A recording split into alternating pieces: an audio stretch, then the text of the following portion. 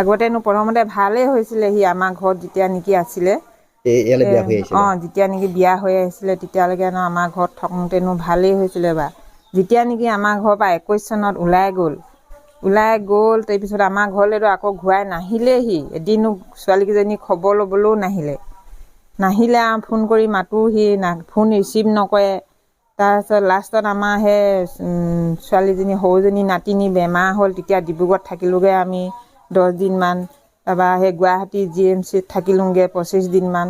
তেতিয়াহে আমি হোটেলত থাকিবলগীয়া হ'ল 2 দিন। তেতিয়া সেয়াত গৈ ওলাই মেলিহে আমাৰ লগত 1 ঘণ্টামান থাকি মেলি আকৌ গুচি আহি পিনে আমি আকৌ মঙলবাৰ দিনটোত আকৌ সেই মেডিকেলত দেখুৱালোঁ।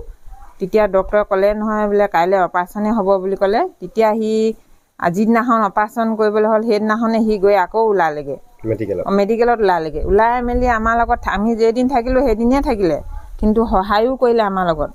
সহায় কৰিলে আমিতো একো নেজানো, গুৱাহাটীলৈ এদিনীয়াকৈ যোৱা মানুহ ক'ত কি আছে একো নেজানো। তাৰপিছতে সেই আমাৰ ছোৱালী গৈছিলে, জঙাই গৈছিলে, তেনেকৈ আমি সিহঁতিকেইটাই ইয়াৰ লগতে গৈ মেলিহে কি যিহকে কয় ডক্টৰে তিহকে ৰাতিয়ে ৰিপৰ্ট কৰিব দিয়ে। সেনেকৈ ৰিপৰ্টবিলাক সিয়াৰ লগতে কৰি অনা হ'ল। সি সহায়ো কৰিলে আমাক সেইখিনি সময়ত। সেই নাইকিয়া হ'ল সেইদিনাখনলৈকে থাকিলে, কিন্তু সি থাকিলেও আমি ইমান লগ ধৰিলোঁ নাহিলে নহয়। নাহিলেও সেই এজনী ভাল কৰিবলৈ এটি নাইকিয়া কৰি আনিছোঁ। তথাপিতো মই কান্দি সিয়াক ইমান লগ ধৰিছোঁ, সি কিন্তু ওলাই নাহিলে। ডাঙৰ ছোৱালীগৰাকী তেতিয়া মাকক লগ ধৰিছিলে নাই? তেতিয়া সেই ডাঙৰজনী নাই, এনেই সেই থাকোঁতেহে গৈছিলেহে। যেতিয়া নেকি সেই বেছি চিৰিয়াছ হৈ গ'ল নাই তেতিয়া ঘৰৰ পৰা ফোন কৰিলোঁ আৰু সেই বায়েকক লৈ আনক বুলি ক'লোঁ। সেই লৈ গ'ল তেতিয়া নি পিনে তেতিয়াহে মাকক লগ পালে আৰু সেই ডাঙৰজনীয়ে। 16 চনত ছোৱালীজনী জন্ম হৈছিলে, সেইটো 15 চনতে বিয়া। 15 চনতে বিয়া পাতিলে। 15 চনত বিয়া পাতি মুঠতে সেই 19 চনত দুৰ্ঘটনা হৈছে আৰু সেই মুঠতে সেই 1.5 বছৰ হ'ল কি নহ'ল সি আকৌ সেই হেৰিয়তে 21 চনত সেই এপ্ৰিলতে গুচিয়ে গ'লগৈ আৰু এপ্ৰিল মাহতে। তাৰপৰা ঘূৰি নাহিলে আৰু আমি সেই তেতিয়াৰ পৰা আৰু নাই, যিমানে ফোন কৰিলেও সি ৰিচিভ নকৰে। মুঠতে সিয়াক বাপেকে কলিজাটো খালে, বাপেকে সিয়াক হেৰি কৰিলে। অকলে ওলাই গৈছিলে নে কোনোবাই আহি লৈ গৈছিলে ঘৰৰ পৰা? অকলে ওলাই গৈছে। তেতিয়া কৈ থৈ গৈছিলে না? নাই যোৱা কৈ থৈ নাই যোৱা, নেজানোৱে আমি। মই সেই ল'ৰাজনী লৈ পিনে সেই ওচৰৰ মানুহৰ ঘৰলৈ গৈছোঁ, তেতিয়া আহিছোঁ ঘৰত নাই আকৌ।